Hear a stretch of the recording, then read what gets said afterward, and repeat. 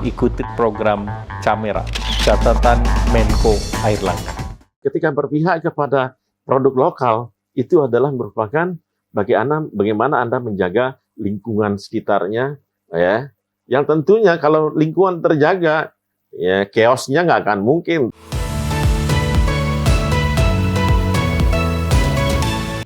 Pak Demar, sekarang kita ke pertanyaan yang terakhir. Perkenalkan, nama saya Febrianti. Saya ingin bertanya kepada Pak Demar. Saya dan pelaku usaha lokal Bali merasa tersaingi dengan produk impor yang harganya cenderung lebih murah. Bagaimana agar produk lokal dapat bersaing? Terima kasih. Nah, ini pertanyaan dari Mbak Febrianti, Pak Demar. Bagaimana produk lokal ini bisa bersaing dengan produk impor? Ya, Febrianti ini menarik ini. Ini sebenarnya kita perjuangkan dari dulu. Kenapa? Karena kita sering berbicara tentang free trade. Wah, perdagangan bebas. Sementara negara lain tidak semua melakukan free trade. Mereka akan melakukan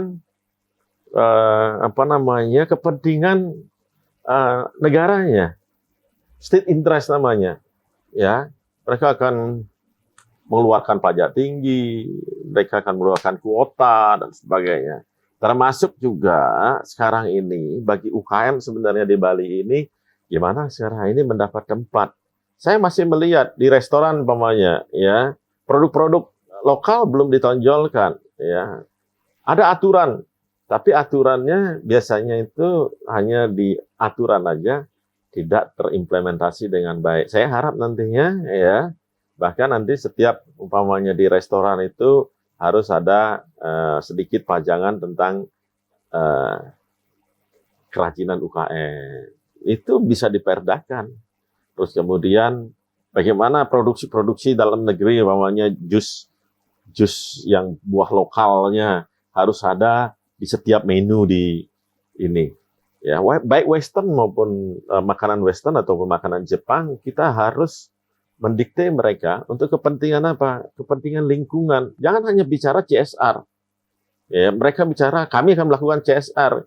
Di sinilah sebenarnya Anda melakukan CSR. Nggak perlu bagi duit. Kalau mau, itu cukup mengembangkan perekonomian, mengembangkan hasil daripada masyarakat di Bali. Bagi kami itu cukup. Nggak perlu, saya sudah ada undang-undangnya, saya harus store CSR 2%, 3%, nanti saya akan bagi. Kita nggak tahu kemana dibaginya.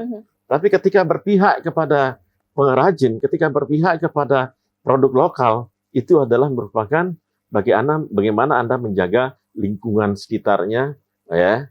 Yang tentunya kalau lingkungan terjaga, ya chaos-nya nggak akan mungkin. Tapi nanti kalau lingkungan nggak terjaga, bisa jadi chaos loh. Kalau jadi chaos, iri masyarakat, pengusahanya jadi hancur juga.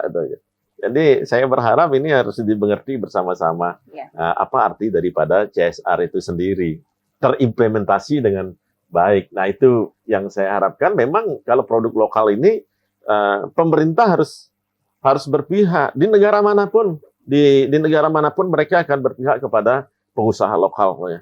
Dan itu kita perlu lakukan. Dan sebenarnya pengusaha yang lain juga harus berpihak kepada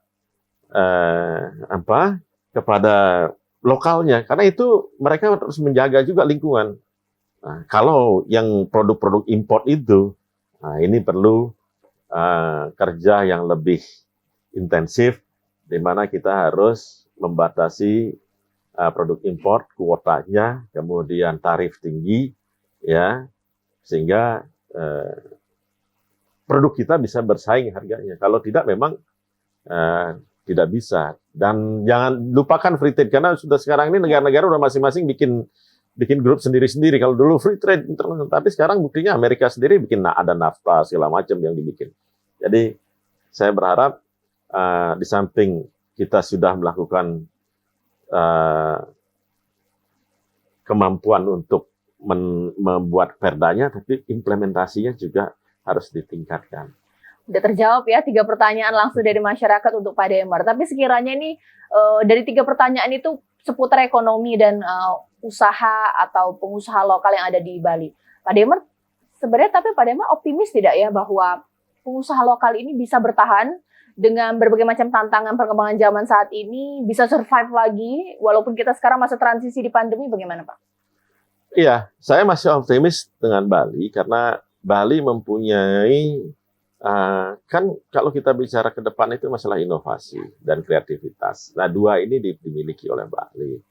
Yang kedua, sarana dan prasarana di Bali ini cukup memadai untuk kreativitas dan inovasi karena Departemen Perindustrian sendiri punya di namanya BCIK di daerah Topati situ, ya kayak co-working space yang diinisiasi oleh pemerintah juga. Ya. Dan saya lihat juga Telkom punya juga ada beberapa yang malah memusatkan kreativitas tentang digitalisasinya itu di Bali. Dan yang paling menarik juga di Bali ini karena kita berinteraksi dengan teman-teman internasional, jadi informasi-informasi terkini itu cepat terserap. Gitu. Sehingga saya masih optimis dengan kondisi Bali dan tentu pemerintah lebih giat lagi membangun sumber daya manusia dari Bali itu sendiri. Kisahnya sangat menginspirasi dan kebetulan itu hampir mirip dengan kita di Bali atau mungkin kebanyakan orang tentang hubungan antara roh dengan manusia. Gitu.